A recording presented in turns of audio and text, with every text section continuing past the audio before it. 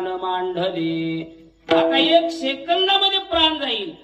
चमडी जशी माझ्या धर्मवीर संभाजी राजाची सोलून काढली होती त्या औरंग्यानं 40 दिवसामध्ये चमडी, तशी चमडी राहिलीच नाही. बैल का आता कशी पोटीत काट्या कुपाटीत दगडात महाराज जंगालत आपटत जा. सगळी शरीराची चमडी त्वचा जीर्ण झाली आणि शरीरामध्ये रक्त राहिलं नाही ना, मांस राहिलं नाही, फक्त हाड राहिली. निमिष मात्रे जाईल प्राण एवढे निर्याण मांडले. एवढी भक्ती करावी लागते आहे. तेवढ्या त्यांच्या करता देव उतावळा होतोय. आणि मग एवढे बैल बांधलेले, एवढं माग आदळत आपटत चालले, शरीराचे हालापेट व्हायले, पण ध्यान देऊन चरित्र ऐका. तरी मुखामध्ये गीतेच्या श्लोकाचं आवर्तन बंद नव्हतं.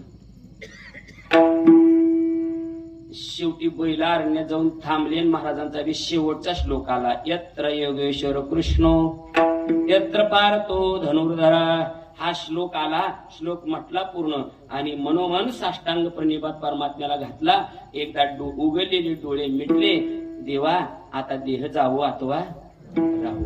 पांडुरंगी दृढभाव. डोळे झाकल्याबरोबर साक्षात भगवान परमात्मा इतकं उतावळा झाला त्यांच्या करता.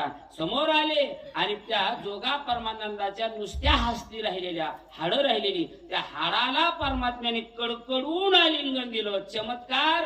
जसा देह होता पूर्वीचा तसा जोगा परमानंदाचा देह झाला.